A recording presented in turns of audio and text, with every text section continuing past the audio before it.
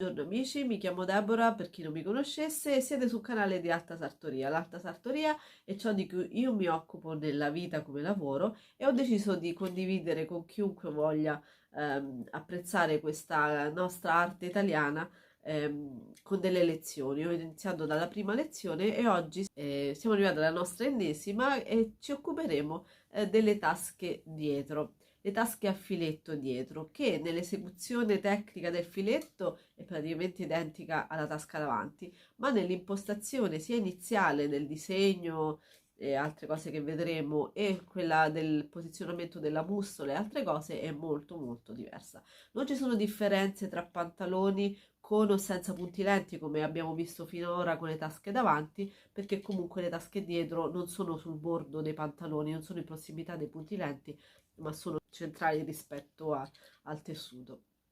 E quindi iniziamo immediatamente la nostra tasca a filetto dietro. Allora, questa è la nostra situazione iniziale. Abbiamo il nostro finto pantalone. In questo caso avremo i punti lenti anche nel caso da uomo, perché come vi dicevo in un altro video, soltanto il davanti è tagliato netto nel pantalone da uomo. Avremo quindi tutti i nostri punti lenti, la nostra tasca anche con i punti lenti, i cugni. I cugni, che molti chiamano pens, sono disegnati in maniera diversa a seconda della modellistica che utilizzate.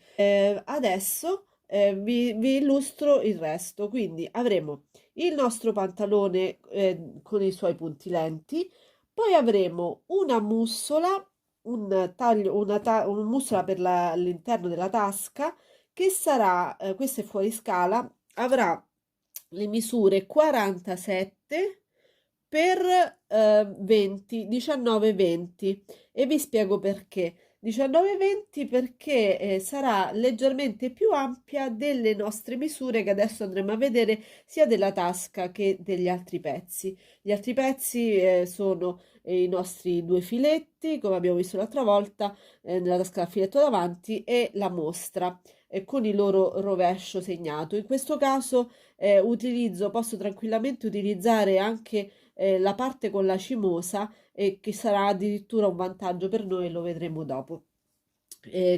Quali sono le misure della tasca? Nelle tasche da uomo saranno dai 13 ai 14, che in genere si calibra in base alla taglia della persona. Se è una persona molto magra, 13 sono più proporzionate all'interno del pantalone, altrimenti saranno dai 13,5 addirittura 14. Saranno sul fondo del cugno che avrà una profondità in genere da uomo di 7 centimetri, dipende sempre dal tagliatore. Le misure intanto di queste parti sono 4, ma nel caso della cimosa anche 5, 6 e 10 e la larghezza sarà la misura della tasca più i soliti 2 centimetri e mezzo da entrambi i lati, quindi per la tasca di 14 cm andremo ad aggiungere 5 cm da distribuire sui dei lati e arriveremo a 19. Nel caso della tasca da 13 più 5 sarà 18. Nel nostro passaggio successivo, nella preparazione dei pezzi, sarà quello, vi ricordate, di sfilare i bordi dei filetti, solo dei filetti, ok? E non ci sarà arrotondatura a differenza di quelli delle tasche davanti. Dopo aver sfilato i nostri bordi dei filetti, andremo a rifilarli, scusate, a rifilarli con le nostre forbici, ok?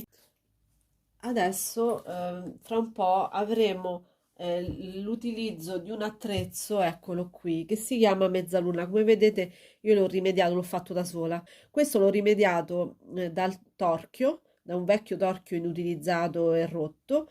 Ne ha due all'interno che serve a premere l'uva e l'ho sistemato e rivestito con del legno. L'ho fatto rivestire veramente, non l'ho fatto io direttamente. Ed è identico a quello che trovate ad acquistare. Però quando non ce lo avevo riuscivo comunque a realizzare le tasche in maniera un pochino più lenta in realtà. Se vi interessano gli attrezzi d'alta sartoria, rimediate questo, al suo costo, ma ne vale la pena. E come lo sostituirete? Lo sostituirete con, io facevo il cuscino provvisorio e ci mettevo il cartoncino sotto che utilizziamo anche per altri scopi, l'avete visto.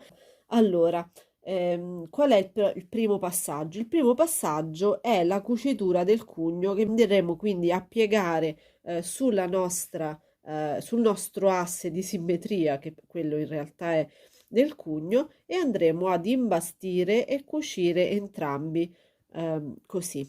E il passaggio successivo poi sarà il ferro. Ok, dopo aver cucito i nostri cugni, ci ritroviamo in questa situazione. Il cugno adesso darà questa deformazione del pantalone. Se prima la nostra linea era dritta, adesso ce la troviamo curva, no? Perché abbiamo raccolto la stoffa in questo modo e abbiamo un problema adesso da risolvere. Come lo faremo con il ferro? Dovete sapere che nel settore del pesante il ferro concorre alla modellazione del capo. Come funziona? Intanto il ferro da stiro si usa nel settore della sartoria detta pesante. Voi sapete che la sartoria è divisa in pesante, leggero ed elastico.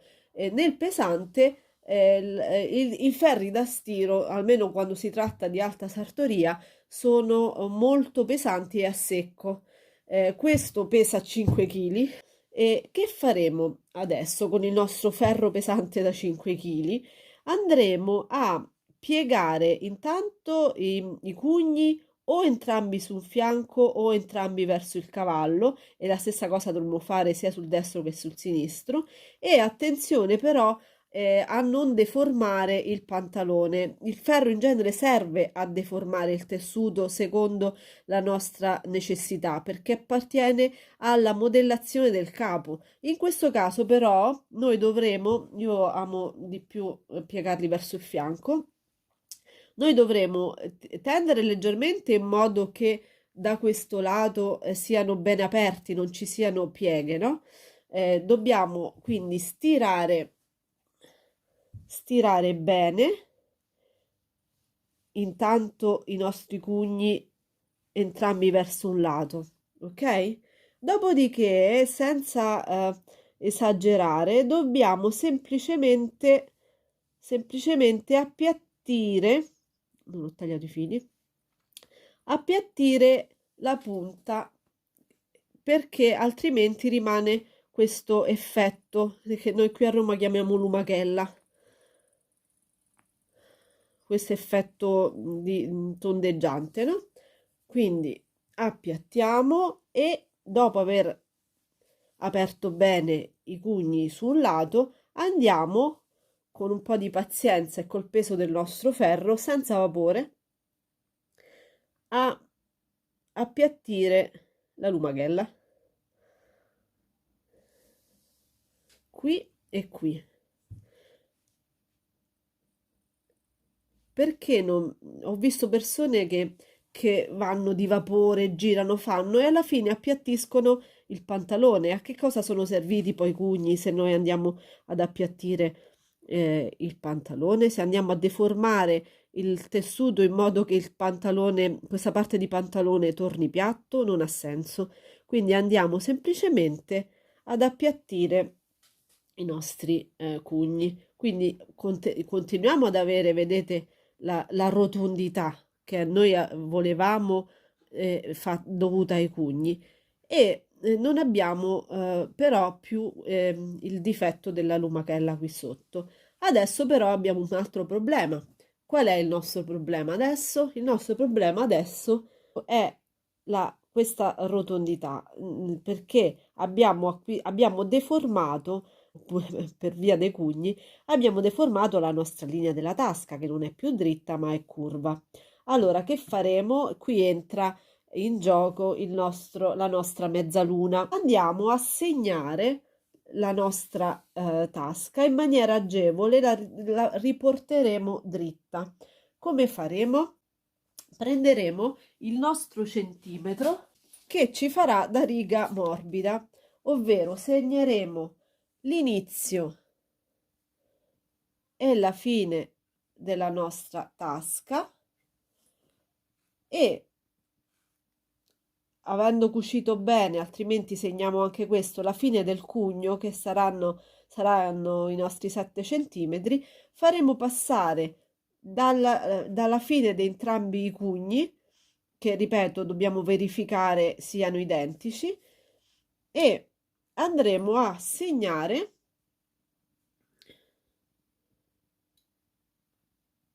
la tasca in questo modo. Faremo passare questa linea sulla fine di entrambi i cugni, che ci porterà a realizzare una linea della nostra tasca dritta.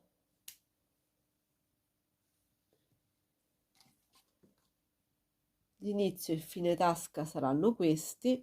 Vedete che questo punto lento si ritrova più, questo punto lento è più alto rispetto alla nostra linea, perché era la vecchia sagoma, la vecchia linea che è stata modificata dal cugno. Invece la nostra tasca dovrà partire da questo punto a quest'altro punto. Anche qui c'è una leggera discrepanza. Dopodiché, che facciamo? Riportare sul retro del pantalone l'inizio e fine tasca. Io metto uno spillo, molti fanno un'imbastitura, in realtà è molto più semplice così.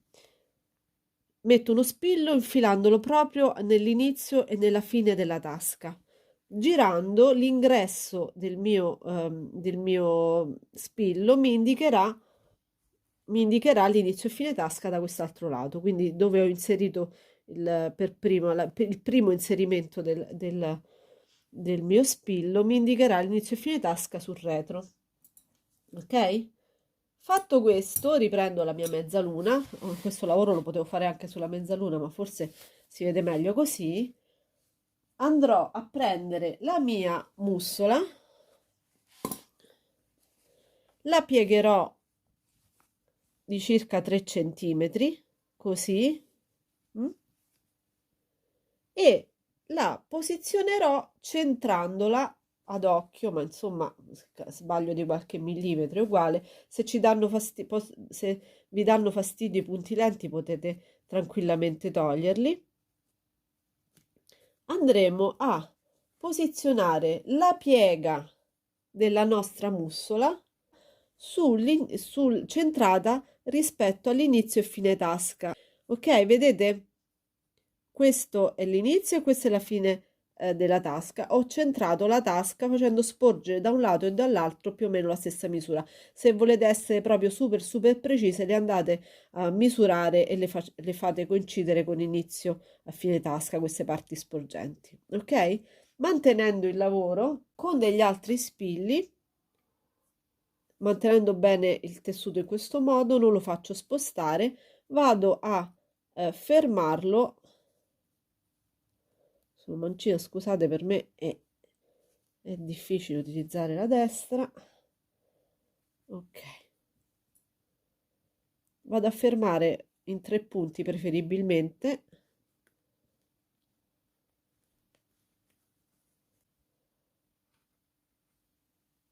la nostra mussola. Ci siamo?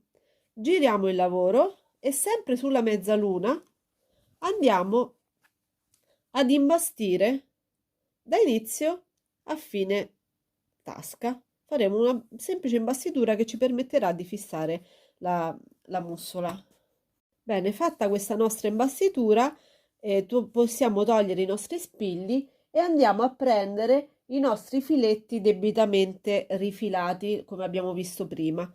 Li andiamo a posizionare e sempre sulla mezzaluna li andiamo ad imbastire a 0,5 come abbiamo visto nella tasca a filetto la volta scorsa, sempre facendo sporgere i nostri 2,5 cm da un lato e dall'altro. Faremo la nostra bella imbastitura per il filetto più basso sopra e per il filetto più alto sotto. Ok?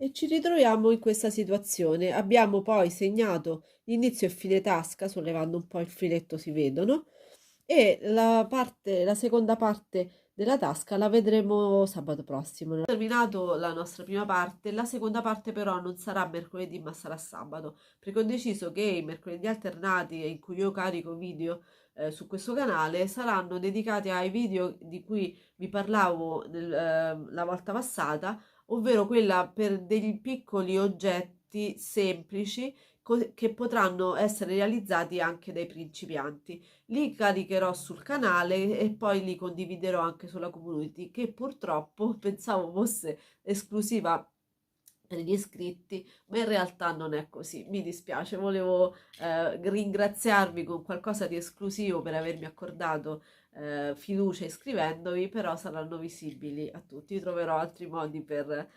ringraziare la vostra gentilezza e la vostra fiducia. Quindi mercoledì prossimo inizieremo con il nostro primo oggetto semplice e poi sabato realizzeremo la seconda parte della tasca a filetto dietro. Ne avete tante di tasche da fare fino adesso, quindi abbiate un pochino di pazienza, aspettate fino a sabato prossimo per concludere questa. Quindi vi saluto e ci vediamo mercoledì prossimo. Arrivederci.